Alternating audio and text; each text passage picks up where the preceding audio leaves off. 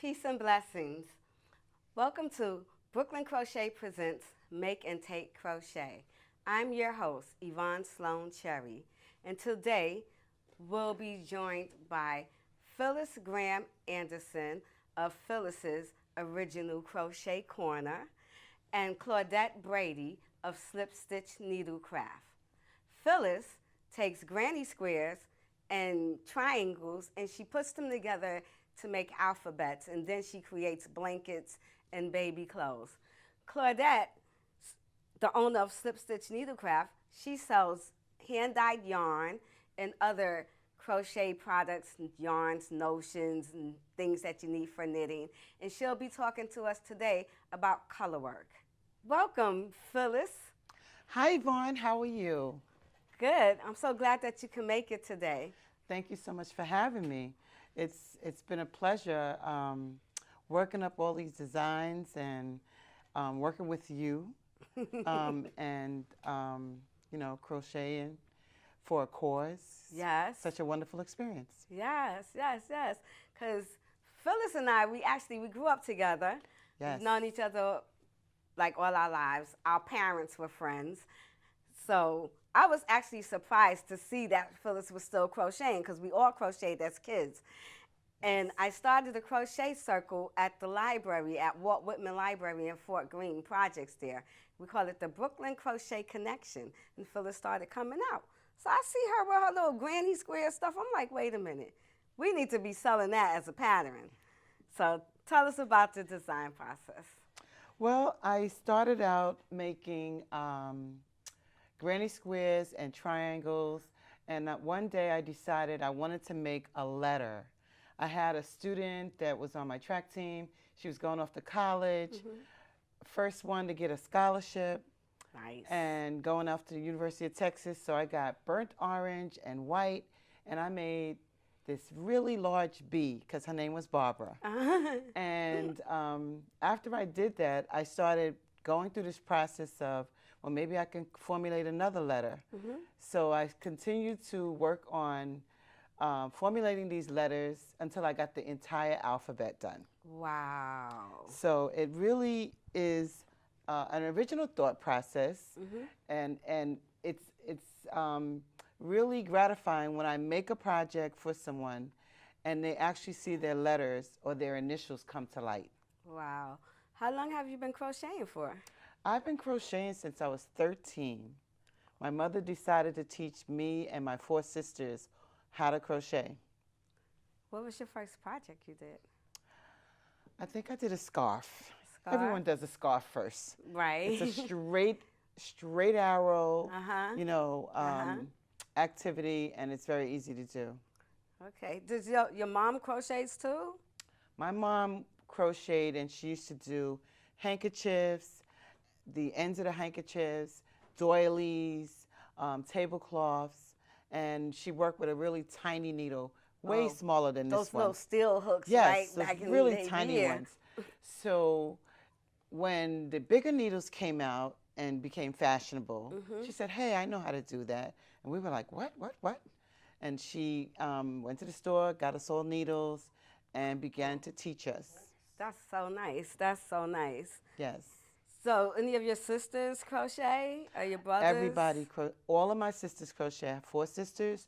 They all crochet. Oh, that's good. Yes, we actually did a major project out of squares and triangles one year. We made a queen-size blanket, and everybody had to make squares and triangles to contribute to the project. Oh, that was nice. What was that, for your dad? No, actually it was for my brother and his wife. Oh. We wanted to make them, Oh, that is so nice. a big Christmas present, and it turned out to be, a good project for us. Although we didn't crochet exactly the same, because everyone's hand is different. Right. It still came out to be a beautiful blanket when it was done. Oh, wow. That's nice. That's nice. Yes. I'm going to ask my brothers and sisters if they want to make something for me and my husband. That would be great. That would be great. That would be great. Yeah. So today I have one of my projects that I'm actually working on. And this is a blanket with a little girl's initials, E-R-B. Let's hold it up And so everybody can see that. it's really, really you know, a keepsake. Mm-hmm. You know, she can have it for her entire life because right now she's a baby. But as they get bigger, they can use it, their Wow. TV blanket, their car blanket, you know, their Uh-huh. travel blanket, Right, their right, beach blanket, right. whatever the occasion calls for, they Mm-hmm. can use the blanket for. This is really nice. I like this yellow too. Yeah, And the and way you combinated it, you know? It's yeah, like lemon heads. Don't mind me. Everything is candy. candy. Everything is a candy or a cake for me. Right? Yes, I so just like snacks. these are fun projects to do because I always like to see, you know, the finished product. Mm-hmm. But this will have a row of squares at the top and a row of squares at the bottom Oh, to be okay. added on to make it a bit Oh, larger. okay. So, Cool. yes, That's yes. really nice. So besides the blankets, you do the sweaters, right? I do sweaters out of squares. Yes, Uh-huh. I do. And I created a mohawk hat out of squares, Mm-hmm. which, you know, actually went over well because it's an original design and Right. it's something catchy that little boys would like. Right. I also do Wait, you did the mohawk out of squares? the mohawk hat out of squares, Oh, wow. granny squares. Okay. It was a you know a project. One of my sisters um, wanted me to make a hat and a hat and a scarf set, Mm-hmm. but she said make a different hat. So I came up with a mohawk hat. I went to sleep, Mm-hmm. woke up and said, "Oh, I know what kind of hat I'm gonna make. Design a mohawk hat." See, that's the beauty of being creative. Sometimes while you're working on something, it's like, I can't remember, I can't figure this out. Then you'll fall asleep and you'll wake up and like, It happens. it happens. Yes. It just comes to you. Yes. You just get it, you know? Yes. And that's why I like art. Okay, so where can people find your patterns? Where can they purchase? Okay, so as you announced, I have Phyllis's Original Crochet Corner on Facebook, and they can see a lot of my work, and they can actually contact me there, place orders. But with your help and guidance, I was able to upload my patterns, my alphabet, on my Etsy site. Right. So it's Stitched by PGA on Etsy. Cool. So now you can actually go get a digital download of the. Whole We have the whole alphabet up? The whole alphabet. All right. How about you can that? go get the whole alphabet up, all right? All Yes. 26 letters. Yes. Cool. Yes. Yes. And there's a Cool. few designs up there. Mhm. You know, if someone wants to place a special order, they can actually contact me on Etsy as well, and you know we can be in touch. So when you say you have a few designs, is that like if I go on your site and I see a sweater, I can just order that sweater that I see right now You and can, get it? You can place an order. Okay, so you don't for- have anything that's just ready to go. The everything alphabet is- is ready to go in Okay. digital download. Okay. But alright. any special designs that are up there, if someone wanted to order that, Mhm. they can actually place an order. How long does it take for an order to come through? Well, if they wanted to get a letter, of course, that's instantaneous because it's a digital download. But if they wanted to place an order for a blanket or a sweater set or something else special that I've done, they can actually place the order and it can be done in 3 weeks or less. Wow. Okay. Yes. That's yes. good. That's good timing. Yes, especially with the holidays coming, you know. You never Exactly. know who may want to place a special order for a family member. You get a lot of holiday orders, I can imagine, and baby showers and All the time. wow. Because people are now looking for original items to purchase Well, for friends and family. wow. Okay. Well, thank you for coming on our TV show today. Well, thank you so much for having me, Yvonne. It has been a pleasure.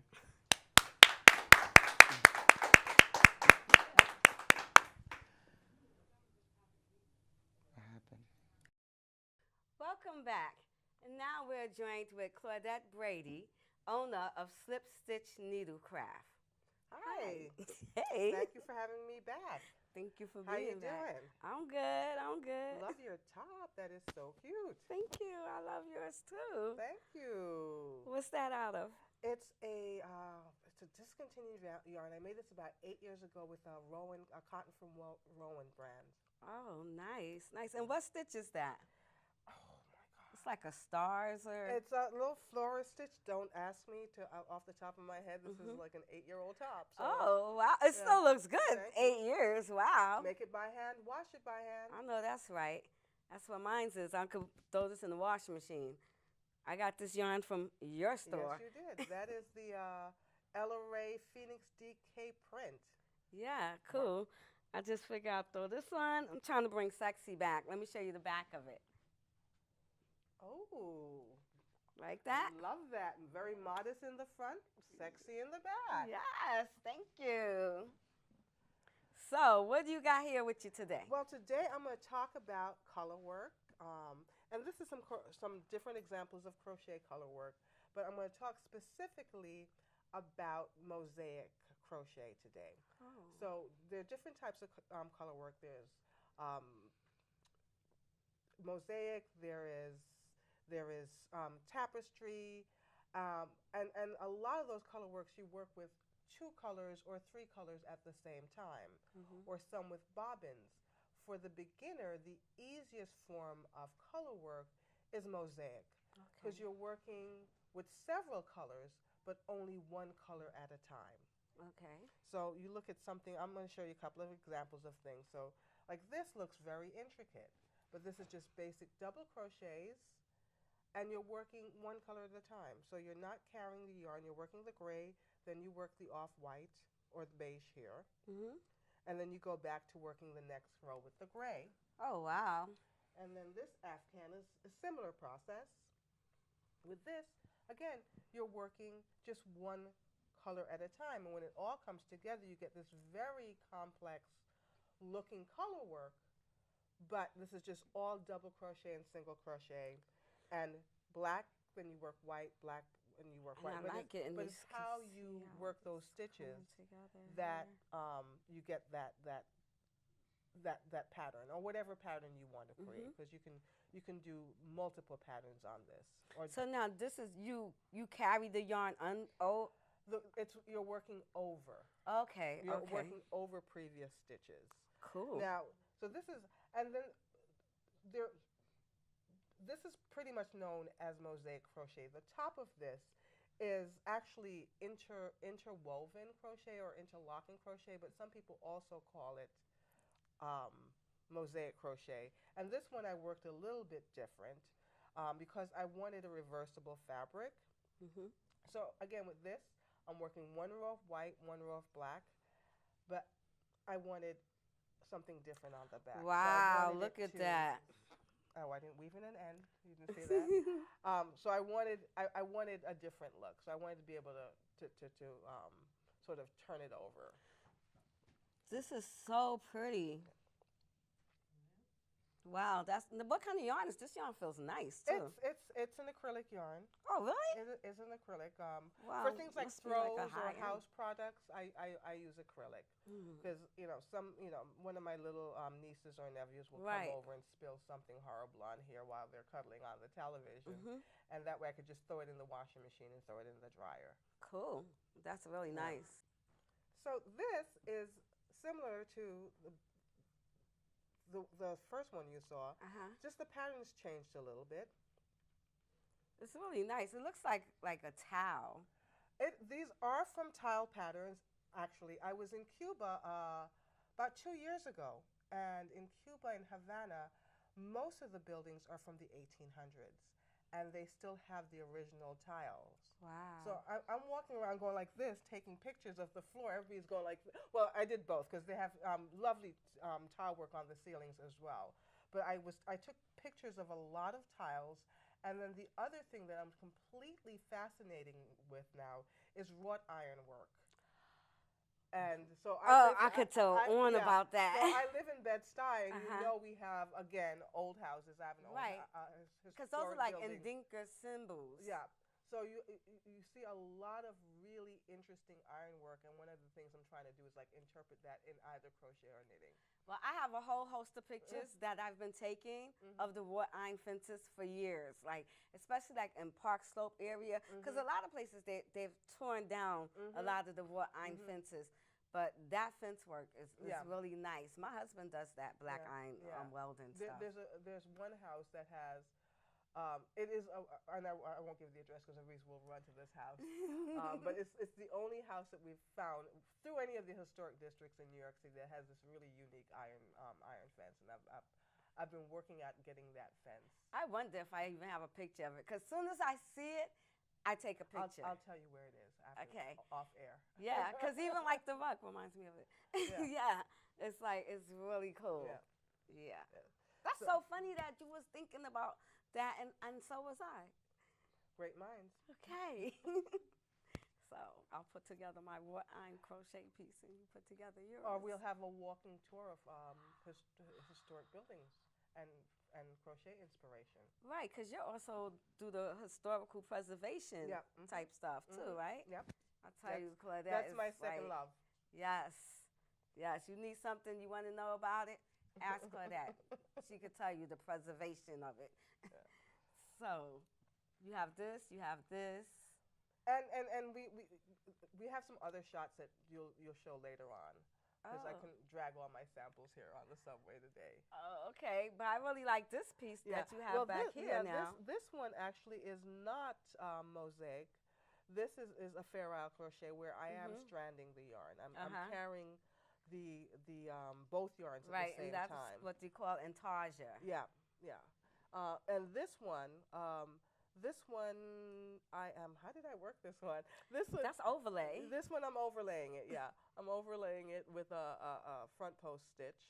And this is also, this goes back to the mosaic, right? Where I'm working just one color at a time.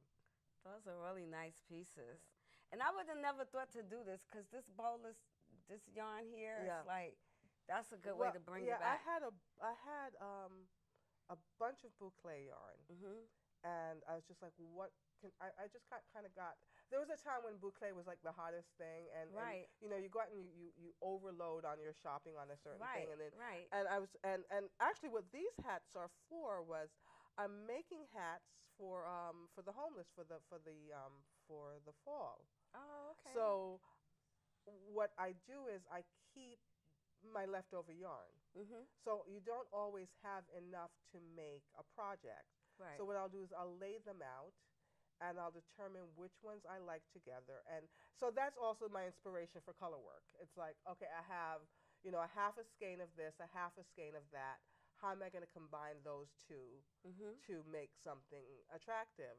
So the actually making hats and scarves for the homeless really kind of gets my creative juices working, because I'm using my leftover yarn to do that. And I think what happens is that, you know, I'm creating something that's really pretty for somebody who is homeless, and I think that psychologically it will make them, you know, I can make a regular hat, just a plain hat, but if I make something really pretty, I think that will make that person feel even better. And that's nice, because those colors, it almost looks like stained glass with the muted colors like that.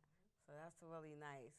And your homeless project is through what organization? So this one I'm working with is Kings County Fiber Fest. I don't know if you're going to be on air in time for this, but it's actually it's this weekend. So I'm doing my first batch for them, and then my church, we do a thing for people in shelters. So we do Thanksgiving dinner, and we hand out sort of a bag with usually, if we can get enough, a hat and a scarf, a toothbrush, shaving stuff, soap, you know, toiletries. Nice. So so after I finish this, I start again now on my or sometimes we have like a family that we'll do like we'll do like sets for a family in a shelter. Oh, okay. That's nice. That's nice. Cool. We do at Brooklyn Crochet Connection, right, Phyllis? We do every year. We do some sort of charity and whatnot. So this year, Ruth contacted the Brooklyn Hospital and Brookdale Hospital. So we'll be crocheting for the neonatal clinic and whatnot. Oh, good. I have a whole bunch of preemie hats that. Oh, okay, cool. And we also have a project with Victoria and Liz, and they're with the Bridge Street. They're gonna be doing cancer.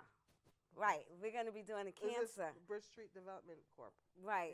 Yeah, and we're going to be crocheting for breast cancer, and they're going to be having a project coming up soon too. But I'll put that information on the site. So see my little just a little thing here now. So Bridge Street Development Court came out of Bridge Street Church. Bridge Street's like the oldest African American church in Brooklyn. Now that's some history for y'all, okay? Tying that all up into the crocheting in the African diaspora and the Black community. Yeah. Okay, so that's good to know. All righty. So thank you so much for coming on our show today. Thank you for having me. All righty. Okay.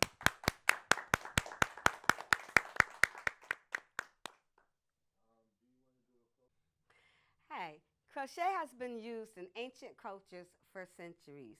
When you look at some of the mosaics and tiles on the walls of the temples and chapels, you'll see that they look just like granny squares, or this mosaic piece right here. This is really nice. So, thank you for joining us, and come back again real soon.